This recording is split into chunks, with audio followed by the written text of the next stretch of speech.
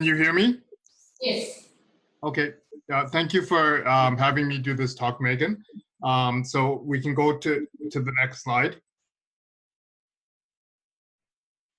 So the objectives for today are to define pediatric palliative care.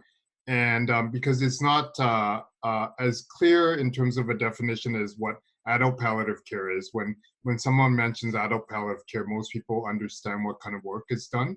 But in pediatrics, it's much broader in terms of conditions and also in terms of how long we care for the children. So then we have to explain a little bit more in terms of what kind of conditions of medical conditions, what type of medical conditions of children who should receive palliative care. I'm going to discuss a framework for consultation that we find useful at Canuck Place Hospice. And I'm going to also review some areas of how we can provide care to this population of children. Next slide, please. So just reading this descriptive definition first, pediatric palliative care prevents, identifies, and treats suffering in children with life-threatening conditions, their families, and the teams that care for them. It is appropriate at any stage of the illness and can be provided together with disease-directed treatment. So in other words, they can be pursuing curative treatments, but at the same time receive palliative care. Next slide. And so if we break this down a little bit more into the different criteria we often use in terms of which children we care for, typically the age range is from birth up until about 19 in our setting. Sometimes with some pediatric conditions, we go into the low 20s. And all of these children would be living with either a life-threatening condition or a life-limiting illness. But the key is often this condition is progressive. So it has to show some degree of progression where there's ongoing deterioration of health or change in functional status. That doesn't mean that even if a child progresses, they could still have some improvement and do better for a period of time. But if you look at the trajectory of their entire course and you plot it out, they are progressing over time, even if they show some improvement and then go back down.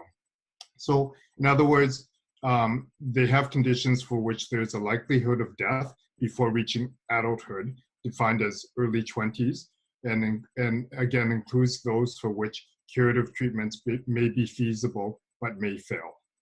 So in South Asia, this criteria, for this criteria, about 55 per 100,000 children in South Asia, based on this definition, would need palliative care.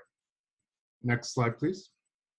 So it's easier because we look after so many different medical conditions over long periods of time, sometimes for hours and days, sometimes for months to years, and sometimes for many, many years, and the children reach adulthood and may even graduate out of the program.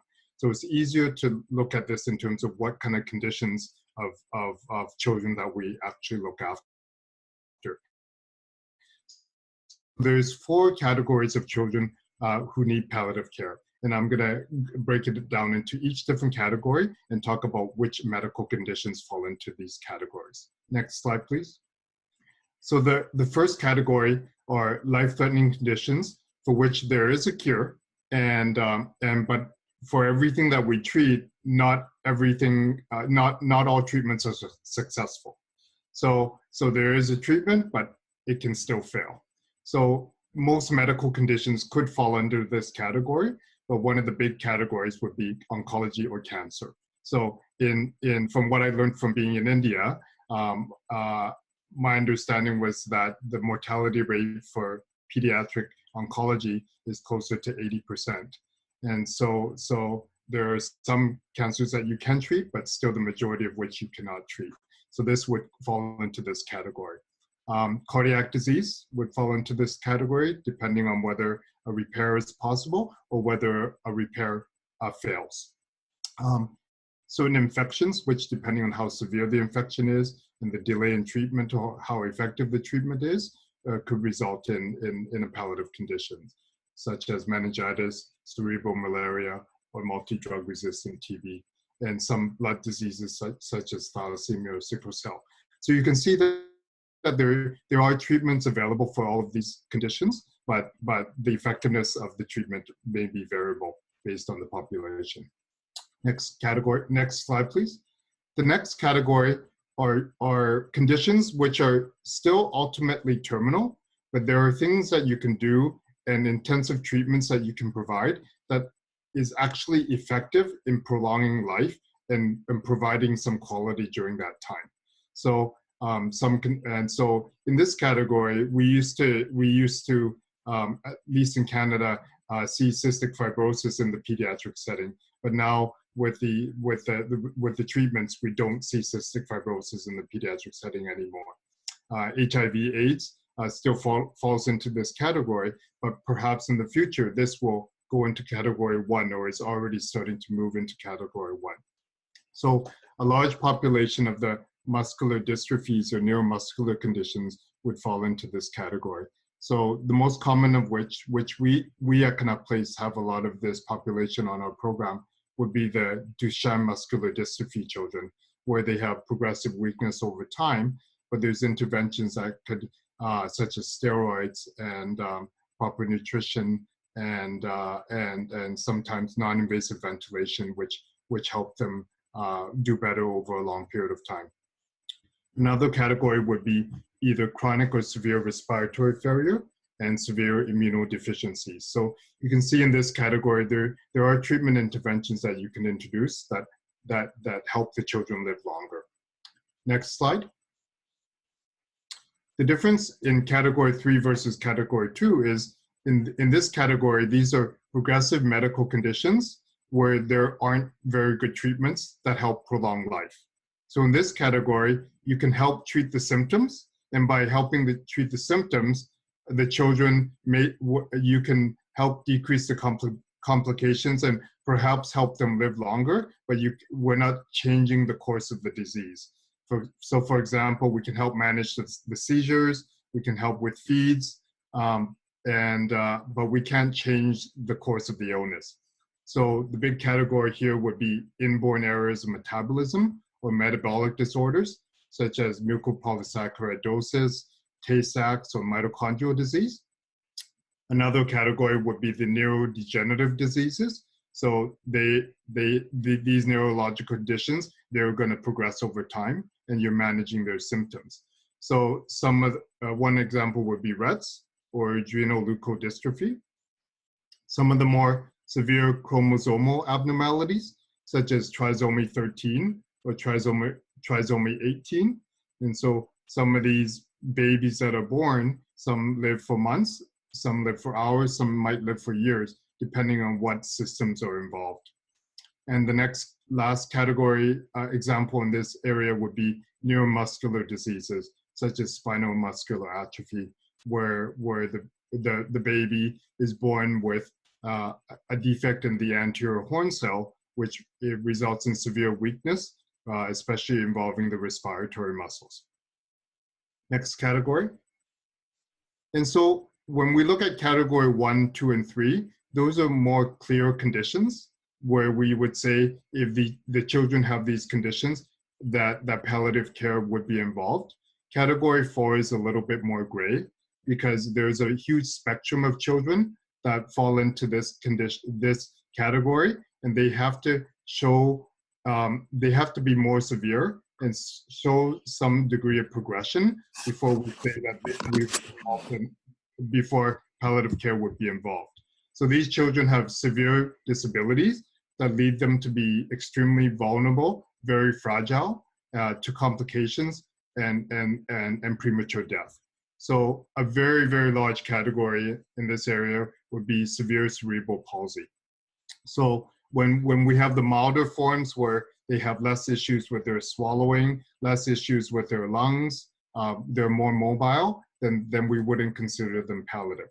But if you have a child who is highly dependent, has difficulties with swallowing, is at risk for aspiration pneumonia, is seizing all the time, is non-mobile, this would be someone that we would look after in the pediatric palliative care setting.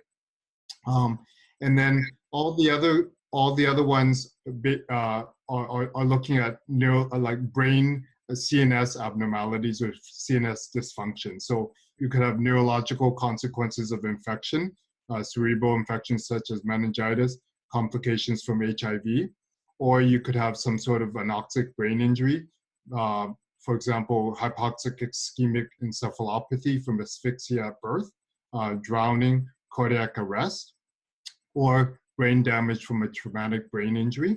Or you could be born with severe brain malformations, such as the different cephalies, and also very, very severe hydrocephalus, where you might not have very good brain function. So you can see in this category, the main theme is that they're very neurologically compromised.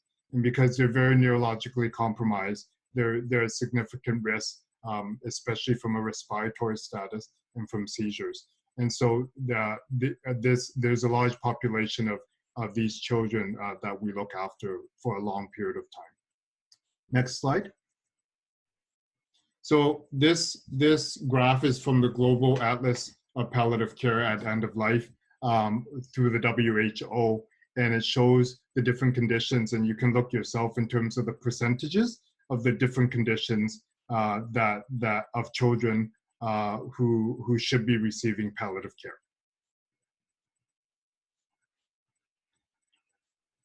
Okay, next slide. So, so we talked about all these conditions, and I just wanted to show you this slide, this graph, which shows different pathways of disease progression leading ultimately to death. So time zero on the bottom axis is death. And so these are different ways that children can progress. And I want to highlight to you where the purple line, the y-axis is quality of life. And you can see when palliative care is involved, that's where the purple line is. And when pediatric palliative care is involved, the children live longer, and also they also have an improved quality of life. And so you can see from the different graphs, and I can give you some examples of conditions that fall into these categories. So condition A would be a sudden accident. So you have an acute event and you suddenly die. So this scenario, there's no opportunity really for palliative care to be involved other than in bereavement. Graph B shows that a condition with very steady decline. So for example, a mitochondrial disease or chromosome or an inborn error of metabolism, they might decline over time, or certain malignancies might fall into this category as well. Graph C is you can see that there's decline, but then there might be treatment which might help you get better, but then the treatment eventually wears off and then you're declining it again. And so a very good example here would be cancer, because if you offer chemotherapy, you can see that they improve, but that if the chemotherapy is not curative, then they're going to decline again, and then they gradually progress. And then graph D is a large population of children that we look after, and then these are the children that we say are very medically compromised and very fragile. And so, and one example would be someone with very severe cerebral palsy. So you can imagine that they're doing well, but then they get an aspiration pneumonia. And then during that aspiration pneumonia, they might have the possibility of being very well and then have the possibility of actually dying. And if they live through and they're able to recover from their aspiration pneumonia, they might improve back to where their baseline was until the next episode. So you can see that these kids are living a roller coaster where they might be well, but a very mild illness or certain illnesses can easily set them off. And so these are what we call the very fragile children. Next slide, please. So this is a framework that we use at Connect Place for our consultations, and we find this very useful for initial consultation or when we're revisiting. If we haven't seen a family for a long time, we revisit this again so that we have all the information to provide care and also to communicate with the rest of our team. So the first category is physical. So physical is basically all the medical issues. So in terms of medications, all the conditions, feeds, etc., everything medical. And the second category would be social. So who is in the family, their siblings, do they go to school? What are the medical facilities in their area? what are the community supports in their area, what kind of supports does the family have. Emotional would be emotionally, how is the child themselves doing? Oh, can you go? Yeah. And then spiritual would be either religious or where the family sees the journey of their child in terms of where things that are at and what kind of quality of life they have. And trajectory is looking at goals of care.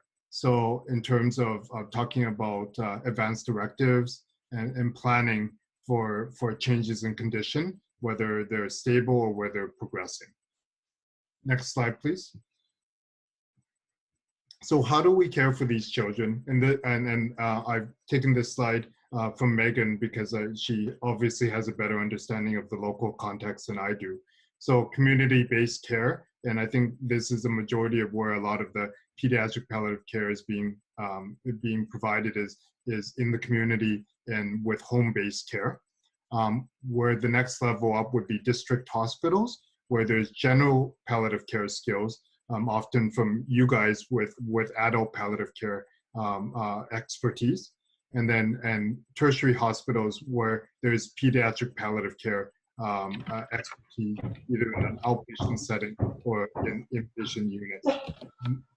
And then in areas where there's hospices, whether combined adult or only pediatric, then hospices can also provide the care. Next slide, please. So I wanted to kind of go over some of the areas of care that we provide, and these are slides from Canuck Place, so some things will apply to your setting and some things may not. So one aspect of care that we provide at Canuck Place is medical respite care. So families can bring their children, their complex children, into the hospice, and then they have a period of time, in our case, 20 days a year, where we provide all the medical care so that the family can have a break or have a rest. And so you can imagine some of these children. So this is Charlie Ann. She has spinal muscular atrophy type 1. She's extremely weak. She's on BiPAP at night. She's GJ2 fed, and she has very weak lungs. And every time she has a viral illness, she's admitted and has intensive respiratory support. And every time she has a viral illness, the parents always worry as to whether or not that's going to be the time that they're going to lose her. And so you can imagine the complexity of her care. So the parents often need some sort of a break from the care, so then they can bring them in, and then we provide the care for them, and so that they can have a rest. So that's medical respite care. Next slide. And pain and symptom management. So this is the next category of care that we provide. So managing all sorts of symptoms, whether it's escalating pain from progression of a cancer, or in this case, Dominic is a child who has a metabolic disorder. He's aspirating all the time. He has difficulties with his secretions. He has seizures. And so the parents are often calling us to help manage some of these symptoms. And if we are able to do it at home, we do it at home, either by phone or home visits. If we are not able to, then we would bring them into the hospice so that we can have an intensive period where we could work with the parents and also communicate with the community teams to help try to improve the medical care to make him more comfortable and manage some of his symptoms. Next slide.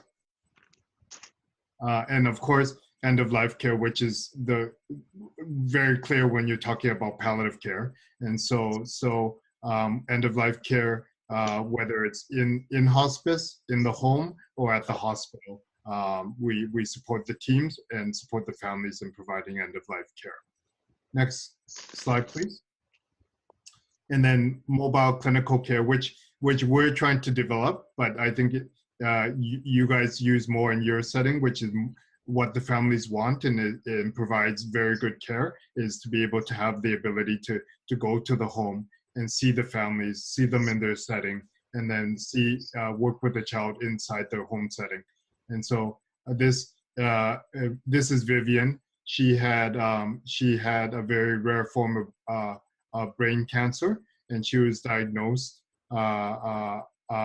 at around 2 months of age. and the oncologist didn't expect her to live very long, but she lived until 10 months after her diagnosis, and we supported most of her care at home until she passed away. Next slide. And then after the death, then grief and bereavement care, providing grief and loss counseling. And we support families for about 3 years after the child's death in helping with their the parents of the child and also the siblings. And next slide. And one other area that we help families with is with perinatal palliative care. So when there's a condition which is diagnosed, which has the potential of a baby born with a life-threatening illness, for example, trisomy 13, trisomy 18, pre-identified brain conditions like mesencephaly, like we mentioned in the previous slide, severe hydrocephalus, or certain multiple genetic abnormalities, then we meet with the families beforehand to make a plan to support them through the pregnancy, to support them at the time of the delivery, and then to support them with management of the child afterwards, both medically, socially, memory making, and then eventually in bereavement. And some of these children continue to live, and so they just continue on with us in our palliative care program because they continue to live for many years. So this is another level of care that can be offered. Next slide. Any questions? Thank you so much, Peter. That was really good. And I commend you for staying on time, because that's not easy in this, to talk about such a big topic in such a short time. So